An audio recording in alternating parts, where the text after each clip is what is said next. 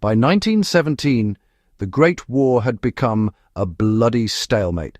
The grand, sweeping battles of the past were gone, replaced by a brutal and static form of warfare. Millions of men huddled in vast networks of trenches that scarred the face of Europe. These were not just simple ditches, they were complex labyrinths of mud, wood, and barbed wire. Life in these trenches was a miserable existence, defined by constant fear, dampness, and the ever-present threat of death. Soldiers faced artillery shells that could obliterate a dugout in an instant, machine guns that cut down men in waves, and the slow, creeping horror of trench foot caused by standing in cold, muddy water for weeks on end. It was a war of attrition, where progress was measured in yards, not miles. The nature of this conflict made traditional weapons and tactics almost useless. A soldier's standard-issue rifle, like the British Lee Enfield or the German Mauser, was a marvel of engineering. It was accurate over long distances and powerful enough to stop a man in his tracks. But in the tight, twisting confines of a trench, these long-barreled rifles were clumsy and slow. A soldier trying to navigate a sharp corner or clear a narrow dugout found their weapon more of a hindrance than a help. The bolt-action mechanism, which required the soldier to manually cycle each round, was too slow for the vicious close-quarters combat that erupted during a trench raid. A moment's hesitation could mean the difference between life and death. When the United States entered the war in April 1917, its military leaders understood that they needed a weapon suited for this new, brutal environment. The American Expeditionary Forces, or AEF, brought with them a tool that was common on farms and in hunting parties back home, the pump-action shotgun. To European military purists, it seemed like a crude and unsophisticated choice, more suited for shooting birds than for fighting a modern war. They were accustomed to the precision of a rifle, not the wide, devastating spray of a shotgun. But the Americans knew something that the European powers had yet to fully grasp in the heat of battle. In the claustrophobic chaos of a trench raid, what mattered most was not long-range accuracy, but immediate, overwhelming firepower at close range. The objective was to overwhelm the enemy in a confined space, quickly and decisively. The old rules of engagement, where soldiers stood in lines and fired volleys, were a distant memory. The fighting in the trenches was intimate, personal, and savage. A weapon that could deliver a powerful blow without needing perfect aim was exactly what the situation demanded. The Americans were about to introduce a weapon that would become a legend of the trenches, earning a fearsome nickname, the Trench Sweeper.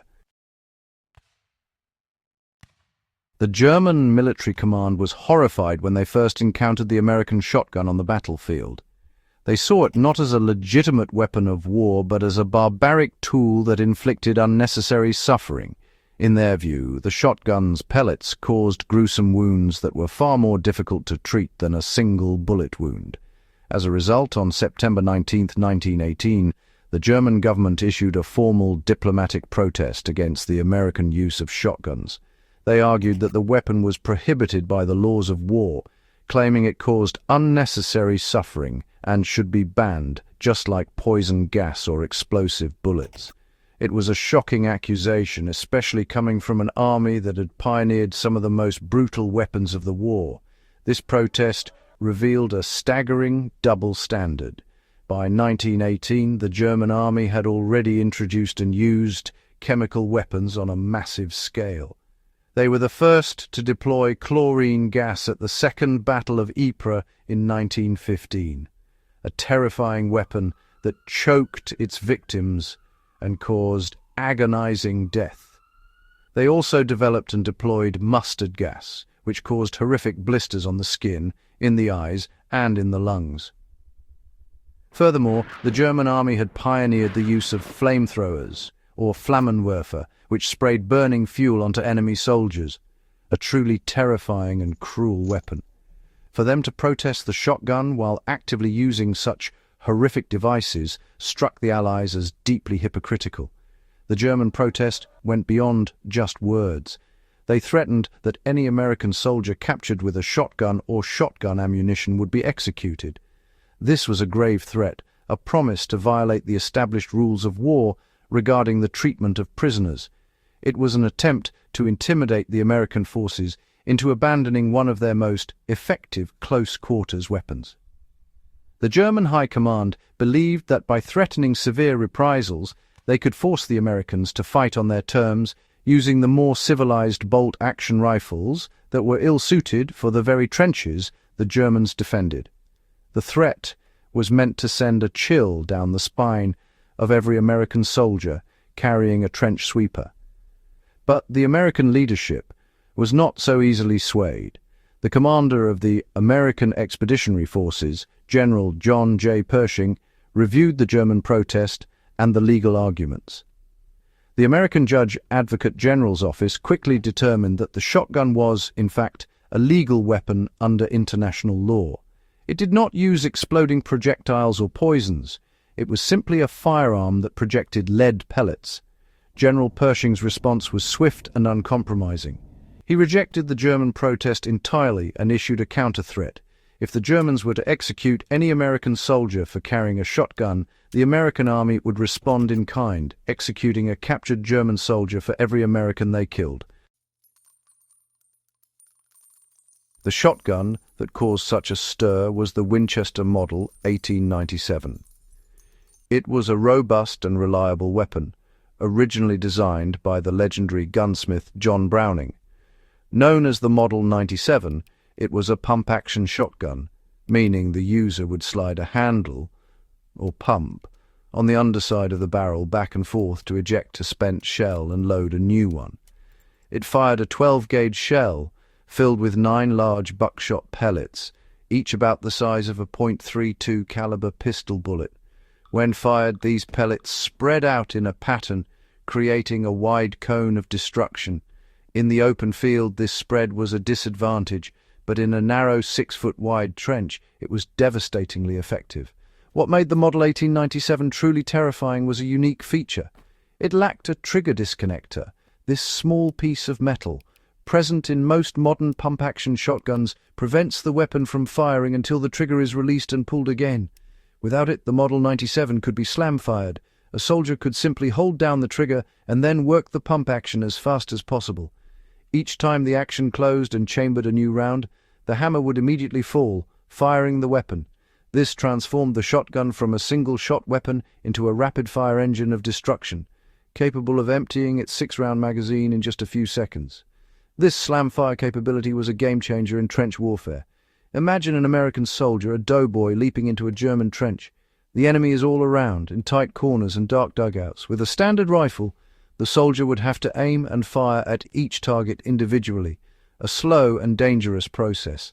But with the Model 97, he could hold down the trigger and start pumping. With each forward and back motion, the shotgun would roar, sending a fresh cloud of buckshot down the trench. This allowed a single soldier to sweep a trench clean, neutralizing multiple enemies in a matter of seconds without needing to precisely aim at each one. The psychological impact on German soldiers was immense. The sound of a pump-action shotgun being cycled was terrifying in itself, but the sight of a single American soldier clearing a section of trench with a rapid-fire barrage of lead was demoralizing. The weapon was brutally effective. It was the perfect tool for the hellish environment of close-quarters combat. The Germans had created a nightmarish world of trenches, and the Americans had brought the perfect nightmare-ending weapon to fight in it.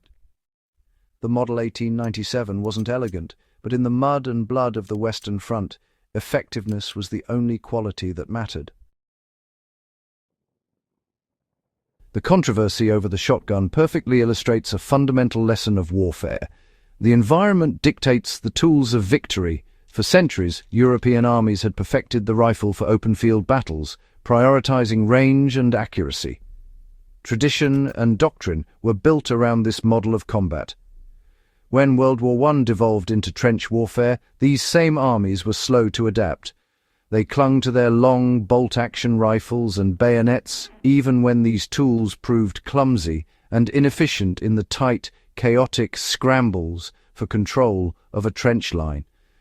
The weapon had become more important than the mission. The American approach was far more pragmatic. Rather than being bound by European military tradition, they looked at the problem, clearing a trench, and chose the best tool for the job. The shotgun was not a standard military weapon in Europe, but it was brutally effective for the task at hand. It represented a willingness to innovate and adapt, to prioritize results over tradition. The American commander's refusal to bow to German pressure showed a clear understanding of this principle. They were not there to fight a gentlemanly war according to outdated rules. They were there to win, and that meant using the most effective weapons available. The German protest, seen in hindsight, appears not only hypocritical but also desperate. Their own innovations, gas and flamethrowers, were designed to break the stalemate of the trenches by inflicting terror and suffering on a wide scale. Yet, when the Americans introduced a weapon that effectively countered their defensive trench systems on a tactical level, they cried foul. Their protest was less about humanitarian concerns and more about their fear of a weapon that gave American soldiers a distinct advantage in the very type of fighting the Germans had perfected. They were being beaten at their own game with a tool they had not anticipated. Ultimately, the story of the trench sweeper is a powerful reminder that in conflict, victory often belongs to those who adapt most quickly. The most advanced or traditional weapon is not always the best one. Success depends on matching the tool to the environment. The Winchester Model 1897 shotgun was not a weapon of precision, but the trenches of World War I were not a place for precision. They were a place for brutal, overwhelming force at close range. The shotgun provided exactly that, proving that sometimes the simplest and most direct solution is the most effective one. It was a harsh lesson learned in the mud and blood of the Western Front.